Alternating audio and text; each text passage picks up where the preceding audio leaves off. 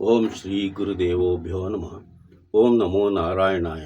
ಓಂ ನಮೋ ಭಗವತೆ ವಾಸುದೇವಾಯ. ನಮಸ್ಕಾರ. ಕಾಮಾಕ್ಷಿ ಅಸ್ಟ್ರಾಲಜಿಗೆ ನಿಮಗೆಲ್ಲ ಪ್ರೀತಿಪೂರ್ವಕ ಸ್ವಾಗತ. ನಾನು ನಿಮ್ಮ ಸುರೇಶ್ ರಾಯ್ಕರ್. ಈವರೆಗೆ ಸಬ್ಸ್ಕ್ರೈಬ್ ಆದಂಥ ನಿಮಗೆಲ್ಲ ನನ್ನ ಧನ್ಯವಾದಗಳು. ಇನ್ನೂ ಸಬ್ಸ್ಕ್ರೈಬ್ ಆಗದೇ ಇದ್ದಂಥವರು ದಯಮಾಡಿ ಸಬ್ಸ್ಕ್ರೈಬ್ ಮಾಡ್ಕೊಳ್ಳಿ ಅಂತೇಳಿ ವಿನಂತಿಯನ್ನು ಇಡ್ತಾ ಇದ್ದೇನೆ. ಈ ದಿನ ಕೂಡ ನಿಮಗೆ ಒಂದು ಅತ್ಯುತ್ತಮ ವಿಡಿಯೋವನ್ನು ನಿಮಗೋಸ್ಕರ ತಂದಿದ್ದೇನೆ. ಇದರಲ್ಲಿ ಸ್ತ್ರೀ ಜಾತಕವನ್ನು ಹೇಗೆ ನೋಡಬೇಕು, ಒಂದು ಹೆಣ್ಣಿನ ಜಾತಕವನ್ನು ಯಾವ ರೀತಿ ನೋಡಬೇಕು ಅನ್ನೋದ್ರ ಬಗ್ಗೆ ಸವಿಸ್ತಾರವಾಗಿ ತಿಳಿಸ್ತೇನೆ. ಸವಿಸ್ತಾರವಾಗಿ ಅಂತಂದರೆ ಈ ದಿನ ಸ್ವಲ್ಪ ತಿಳಿಸ್ತಾ ಇದ್ದೇನೆ. ಸಮಯ ಉಳಿದ್ರೆ ಮುಂದೆ ಇನ್ನೊಮ್ಮೆ ಬೇರೆ ವಿಚಾರಗಳನ್ನು ಹೇಳ್ತೇನೆ. ಈಗ ಅದರಲ್ಲಿ ಅತಿ ಮುಖ್ಯವಾದಂಥ ವಿಚಾರಗಳನ್ನ ನಿಮಗೋಸ್ಕರ ತಿಳಿಯಪಡಿಸ್ತೇನೆ. ಹೆಣ್ಣು ಅಂತಂದರೆ ಬರೀ ಹೆಣ್ಣಿನ ಅದೇ ರೀತಿಯಲ್ಲಿ ನೋಡ್ಲಿಕ್ಕೆ ಹೋಗಬೇಡಿ. ಹೆಣ್ಣು ಪಂಚಭೂತಗಳು ಇದ್ದಂತೆ. ಪಂಚಭೂತಗಳು ಅಂತಂದರೆ ಭೂಮಿ, ಆಕಾಶ, ವಾಯು, ಜಲ, ಅಗ್ನಿ, ಹೀಗೆ ಈ ಪಂಚಭೂತಗಳು. ಈ ಪಂಚಭೂತಗಳಿಗೆ ಆಕಾರ ಅನ್ನೋದು ಇರೋದಿಲ್ಲ. ನಾವು ಯಾವ ಆಕಾರವನ್ನು ಕೊಡ್ತೀವೋ ಅದೇ ಆಕಾರವನ್ನು ನಾವು ಪಡೆಯುತ್ತವೆ. ಉದಾಹರಣೆಗೆ ಜಲ, ನೀರನ್ನು ಒಂದು ಬಾಟಲಿಗೆ ತುಂಬಿಸಿದರೆ ಬಾಟಲ್ ಆಕಾರದಲ್ಲಿ ಕಾಣುತ್ತೆ. ಕೊಡಕ್ಕೆ ತುಂಬಿಸಿದರೆ ಒಂದು ಕೊಡದ ಆಕಾರ ಬರುತ್ತೆ. ಬಾವಿಯಲ್ಲಿದ್ದರೆ ಬಾವಿ ಆಕಾರ, ಕೆರೆಯಲ್ಲಿದ್ದರೆ ಕೆರೆಯ ಆಕಾರ, ಸಮುದ್ರಕ್ಕೆ ಹೋದರೆ ಸಮುದ್ರದ ಆಕಾರ. ಹೀಗೆ ಆಕಾರಗಳೆಲ್ಲ ಬೇರೆ ಬೇರೆ ಆಗುತ್ತೆ. ಹಾಗೆ ಹೆಣ್ಣು ಕೂಡ ಇನ್ನೊಂದು ಮನೆಯಿಂದ ತಂದಂಥ ಹೆಣ್ಣನ್ನು ನಾವು ಹೇಗೆ ರೂಪಿಸ್ತೇವೋ ಹಾಗೆ ರೂಪುಗೊಳ್ಳುತ್ತೆ ಆ ಹೆಣ್ಣು. ಕಾರಣ ಅದು ಬೆಳೆದು ಬಂದ ಸ್ಥಿತಿ ಪರಿಸ್ಥಿತಿ ಎಲ್ಲ ಬೇರೆ ಇರುತ್ತೆ. ಆ ಮನೆಗೆ, ಗಂಡನ ಮನೆಗೆ ಬಂದಾಗ ಆ ಹೆಣ್ಣನ್ನು ತಮಗೆ ಹೇಗೆ ಬೇಕೋ ಹಾಗೆ ರೂಪುಗೊಳಿಸಿದಾಗ ಸಂಸಾರ ಅತ್ಯುತ್ತಮವಾಗಿ ಸಾಗುತ್ತೆ. ಈ ದಿನ ಸ್ತ್ರೀ ಜಾತಕವನ್ನು ಹೇಗೆ ನೋಡಬೇಕು ಅನ್ನೋದ್ರ ಬಗ್ಗೆ ನಾನು ತಿಳಿಸಿದ್ದೆ. ಕುಂಡಲಿಯಲ್ಲಿ 12 ಮನೆಗಳಿದ್ದಾವೆ. 12 ಭಾವಗಳಲ್ಲಿ ಯಾವುದಾದ್ರೂ ಲಗ್ನ ಆಗಿರ್ಬೋದು. ಆ ಲಗ್ನವೇ ಮೊದಲನೇ ಮನೆ, 1ನೇ ಮನೆ.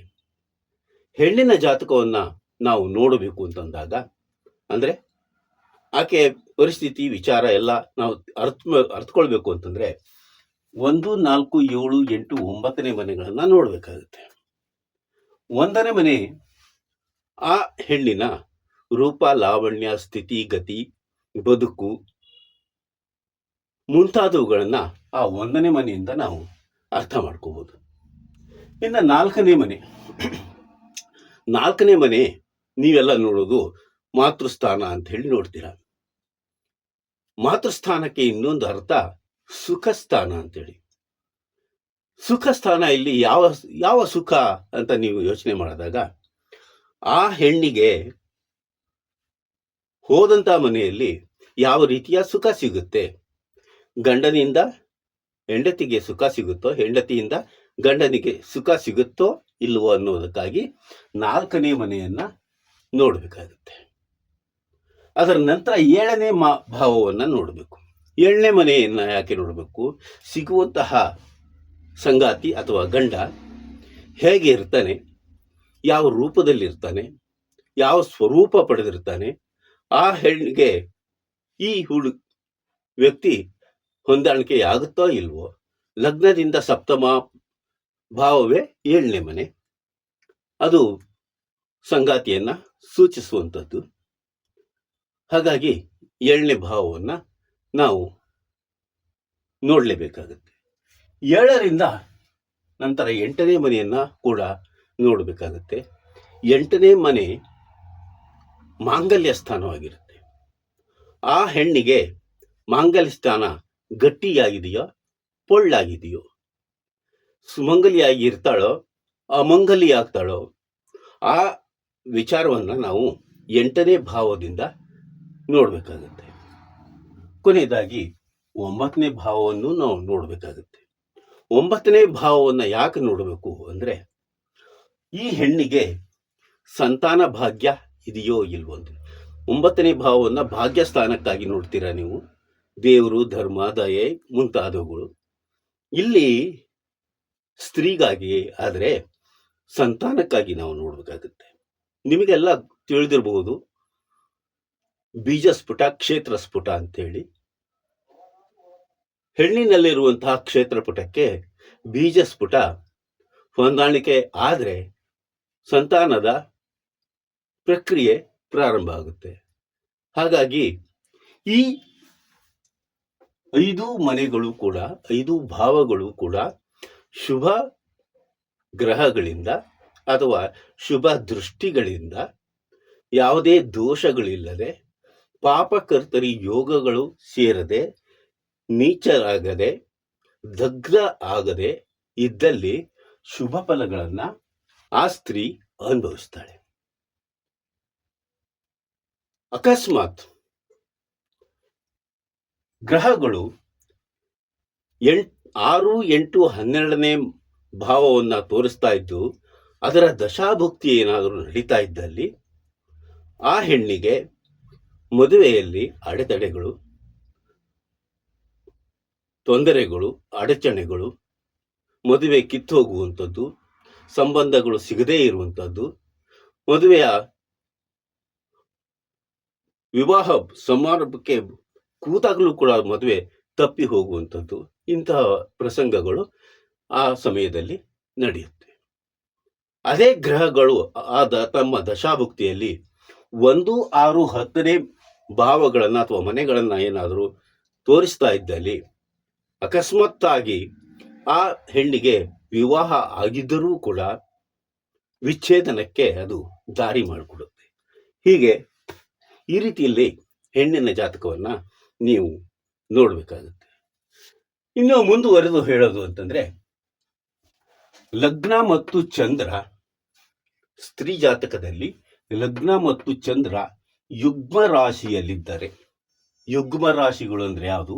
ವೃಷಭ, ಕಟಕ, ಕನ್ಯಾ, ವೃಶ್ಚಿಕ, ಮಕರ, ಮೀನ. ಈ ರಾಶಿಗಳಲ್ಲಿದ್ದಾರೆ, ಲಗ್ನ ಮತ್ತು ಚಂದ್ರ ಈ ರಾಶಿಗಳಲ್ಲಿದ್ದಾರೆ, ಆ ಸ್ತ್ರೀ ಸ್ವಭಾವದಿಂದ ಕೂಡಿದವಳಾಗಿರ್ತಾಳೆ, ಗುಣವಂತೆ ಆಗಿರ್ತಾಳೆ, ಆಭರಣ ಪ್ರಿಯಳಾಗಿರ್ತಾಳೆ, ಆಭರಣ, ಸಂಪತ್ತು ಇವುಗಳಿಂದ ಶೋಭಿತಳಾಗಿರ್ತಾಳೆ, ಅವುಗಳನ್ನ ಹೊಂದುವಳಂತಹ ಆಗಿರ್ತಾಳೆ. ಅದೇ ಲಗ್ನ ಮತ್ತು ಚಂದ್ರ ಓಜ ರಾಶಿಯಲ್ಲಿದ್ದರೆ, ಓಜ ರಾಶಿ ಅಂದ್ರೆ ಯಾವುದು? ಮೇಷ, ಮಿಥುನ, ಸಿಂಹ, ತುಲಾ, ಧನಸ್ಸು, ಕುಂಭ. ಈ ರಾಶಿಗಳಲ್ಲಿ ಲಗ್ನ ಮತ್ತು ಚಂದ್ರ ಇದ್ರೆ ಆ ಸ್ತ್ರೀ ಪುರುಷ ಸ್ವಭಾವದಿಂದ ಕೂಡಿರ್ತಾಳೆ, ಕ್ರೂರ ಸ್ವಭಾವ ಹೊಂದಿರ್ತಾಳೆ, ಸಂಪತ್ತನ್ನ ಕಳೆದುಕೊಂಡವಳಾಗ್ತಾಳೆ ಅಥವಾ ಕಳೆದುಕೊಳ್ತಾಳೆ. ಈ ತರದ ವಿಚಿತ್ರ ಪ್ರಸಂಗಗಳು ಚಂದ್ರ ಮತ್ತು ಲಗ್ನ ಓಜ ರಾಶಿಯಲ್ಲಿದ್ದಾಗ ಸಂಭವಿಸುತ್ತೆ. ಈ ಸಂದರ್ಭದಲ್ಲಿ ಶುಭ ಗ್ರಹಗಳ ಯುತಿ ಅಥವಾ ದೃಷ್ಟಿಗಳು ಬಿದ್ದಲ್ಲಿ ಈ ಪ್ರಭಾವ ಕಡಿಮೆ ಆಗುತ್ತೆ ಮತ್ತು ಯುಗ್ಮ ರಾಶಿಯಲ್ಲಿದ್ದಾಗ ಶುಭ ಗ್ರಹಗಳ ದೃಷ್ಟಿ ಮತ್ತು ಯುತಿ ಬಿದ್ದಲ್ಲಿ ಆ ಸ್ವಭಾವಗಳು ಹೆಚ್ಚಾಗುತ್ತವೆ. ಇನ್ನು ನಾವು ನೋಡಬೇಕಾಗಿದ್ದು ಸಪ್ತಮ ಭಾವ ಮತ್ತು ಸಪ್ತಮ ಭಾವದ ನವಾಂಶ. ಸಪ್ತಮ ಭಾವ ಮತ್ತು ಸಪ್ತಮ ಭಾವದ ನವಾಂಶ ಶುಭವಾಗಿದ್ದರೆ ಆಕೆಗೆ ಸಿಗುವಂತಹ ಪತಿ ಸದ್ಗುಣವಂತನಾಗಿರ್ತಾನೆ, ಜೀವನದಲ್ಲಿ ಯಶಸ್ವಿಯಾಗ್ತಾನೆ, ವಿದ್ಯಾವಂತನಾಗಿರ್ತಾನೆ, ಧನವಂತನೂ ಆಗಿರ್ತಾನೆ. ಹೀಗೆ ನೀವು ಯೋಚನೆ ಮಾಡಬೇಕಾಗತ್ತೆ. ಸಪ್ತಮ ಭಾವ ಮತ್ತು ಸಪ್ತಮ ಭಾವದ ನವಾಂಶದಲ್ಲಿ ಆ ಗ್ರಹಗಳು ಶುಭವಾಗಿದ್ದಲ್ಲಿ. ಅಶುಭರಾಗಿದ್ದಲ್ಲಿ ಅಥವಾ ಅಕಸ್ಮಾತ್ ಸಪ್ತಮ ಭಾವ ಮತ್ತು ಸಪ್ತಮ ಭಾವದ ನವಾಂಶ ಅಶುಭವಾಗಿದ್ದಲ್ಲಿ ಕೆಟ್ಟ ಶರೀರದ ಸಂಗಾತಿ ಆಕೆಗೆ ಸಿಗ್ತಾನೆ, ಜಡತ್ವವನ್ನ ಹೊಂದಿರ್ತಾನೆ, ಮೂರ್ಖನಾಗಿರ್ತಾನೆ, ಧನಹೀನನಾಗಿರ್ತಾನೆ, ಸತಿಯಿಂದ ವಿಯೋಗವನ್ನು ಹೊಂದುತ್ತಾನೆ. ಈ ರೀತಿಯಲ್ಲಿ ನೀವು ಚಿಂತಿಸಬೇಕಾಗುತ್ತೆ. ಸಪ್ತಮದಲ್ಲಿ ಕುಜ ಪಾಪಿಯಾಗಿದ್ದಲ್ಲಿ, ಸಪ್ತಮದಲ್ಲಿ ಕುಜ ಪಾಪಿಯಾಗಿದ್ದಲ್ಲಿ ಜಾತಕಳು ವಿಧವೆಯಾಗ್ತಾಳೆ. ಜಾತಕಳ ಗಂಡ ಹಸು ನೀಗುವ ಸ್ಥಿತಿ ಒದಗಿ ಬರುತ್ತೆ. ಕುಜ ಸಪ್ತಮದಲ್ಲಿದ್ದು ಅವನು ಪಾಪಿಯಾಗಿದ್ದಲ್ಲಿ, ಅವನು ಕ್ರೂರಿಯಾಗಿದ್ದಲ್ಲಿ, ಅಥವಾ ಆತನಿಗೆ ಯಾವುದೇ ಶುಭ ದೃಷ್ಟಿ ಇಲ್ಲದೆ ಏಕಾಂಗಿಯಾಗಿ ಅಥವಾ ಪಾಪಕರ್ತರಿ ಯೋಗದಲ್ಲಿ ಮಧ್ಯದಲ್ಲಿ ಸಿಲುಕಿ ಆ ರಾಶಿಯೂ ಕೂಡ ಆತನಿಗೆ ಕೆಟ್ಟ ರಾಶಿಯಾಗಿದ್ದರೆ, ಶತ್ರು ರಾಶಿಯಾಗಿದ್ದರೆ, ನೀಚ ರಾಶಿಯಾಗಿದ್ದರೆ, ಆಗ ಆ ಸತ್ತಿಗೆ, ಆ ಹೆಣ್ಣಿಗೆ ಗಂಡನಿಂದ ವೈಧವ್ಯವನ್ನ ಪಡೆಯಬೇಕಾಗುತ್ತೆ. ಇನ್ನು ಸಪ್ತಮದಲ್ಲಿ ಶುಭ ಗ್ರಹಗಳಿದ್ದು, ಸಪ್ತಮ ಭಾವದಲ್ಲಿ ಶುಭ ಗ್ರಹರಿದ್ದು ಬುಧ ದ್ವಿಸ್ವಭಾವ ರಾಶಿಯಲ್ಲಿದ್ದರೆ ಆ ಹೆಣ್ಣಿಗೆ ಎರಡನೇ ವಿವಾಹ ಅಥವಾ ಪುನರ್ವಿವಾಹ ಆಗುವ ಸಂಭವಗಳು ಹೆಚ್ಚು. ಅಷ್ಟಮದಲ್ಲಿ ಪಾಪಗ್ರಹಗಳಿದ್ದು, ಅಷ್ಟಮ ಸ್ಥಾನದಲ್ಲಿ ಅಂದ್ರೆ ಲಗ್ನದಿಂದ ಅಷ್ಟಮ ಸ್ಥಾನದಲ್ಲಿ ಪಾಪಗ್ರಹಗಳಿದ್ದು ದ್ವಿತೀಯದಲ್ಲಿ ಶುಭ ಗ್ರಹವಿದ್ರೆ ಆಕೆ ಸುಮಂಗಲಿಯಾಗಿರ್ತಾಳೆ, ಮುತ್ತೈದೆಯಾಗಿ ಬದುಕ್ತಾಳೆ, ಮುತ್ತೈದೆಯಾಗಿ ಸಾಯ್ತಾಳೆ. ಇಲ್ಲಿ ಸಾವು ಮತ್ತು ಬದುಕಿನ ವಿಚಾರಗಳನ್ನು ಹೇಳುವಾಗ ಅತ್ಯಂತ ಜಾಗರೂಕರಾಗಿರಬೇಕು. ಯಾರಿಗೇ ಆದರೂ ನಿನ್ನ ಗಂಡ ಸತ್ತೋಗ್ತಾನೆ ಅಥವಾ ನೀನ್ ಸತ್ತೋಗ್ತೀಯ ಅಂತ ಹೇಳಿದ್ರೆ ಮನಸ್ಸಿಗೆ ಬೇಸರ ಆಗುತ್ತೆ. ಅದಕ್ಕಾಗಿ ಆ ಶಬ್ದಗಳನ್ನ ಉಪಯೋಗಿಸದೆ, ನೀನ್ ಸಾಯ್ತೀಯ ಅನ್ನೋದಕ್ಕಿಂತ ಶಬ್ದವನ್ನು ಉಪಯೋಗಿಸದೆ ನೀನು ಮುತ್ತೈದೆಯಾಗಿರ್ತೀಯ, ಮುತ್ತೈದೆಯಾಗಿ ಬದುಕ್ತೀಯ, ಸಾಯ್ತೀಯ ಅಂತ ಹೇಳಿದಾಗ ಅವಳಿಗೆ ಸಂತೋಷ ಆಗುತ್ತೆ.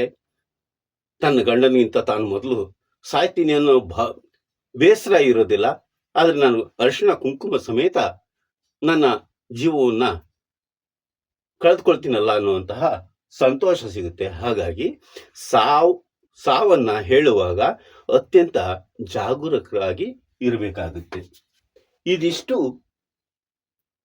ಈ ದಿನ ನಿಮಗೆ ಸ್ತ್ರೀ ಜಾತಕದ ಮೂಲಕ ಯಾವ ರೀತಿ ನೋಡಬೇಕು ಸ್ತ್ರೀ ಜಾತಕವನ್ನ ಅಂತ ಹೇಳುವಂತಹ ಪ್ರಯತ್ನವನ್ನ ಮಾಡಿದ್ದೇನೆ. ಇನ್ನೂ ಸಾಕಷ್ಟು ವಿಚಾರಗಳಿವೆ. ಮತ್ತೊಮ್ಮೆ ಸಮಯ ಸಿಕ್ಕಾಗ ಖಂಡಿತ ಇದರ ಬಗ್ಗೆ ಇನ್ನೂ ವಿಸ್ತಾರವಾಗಿ ತಿಳಿಸ್ಲಿಕ್ಕೆ ಇಷ್ಟಪಡ್ತೇನೆ. ಈ ವಿಡಿಯೋ ನಿಮಗೆ ಇಷ್ಟ ಆಯ್ತು ಅಂತಂದ್ರೆ ಲೈಕ್ ಮಾಡಿ, ಶೇರ್ ಮಾಡಿ, ಸಬ್ಸ್ಕ್ರೈಬ್ ಮಾಡಿ. ಮುಂದಿನ ವಿಡಿಯೋದಲ್ಲಿ ಮತ್ತೆ ಪುನಃ ಸಿಗೋಣ. ಅಲ್ಲಿವರೆಗೂ ನಮಸ್ಕಾರ.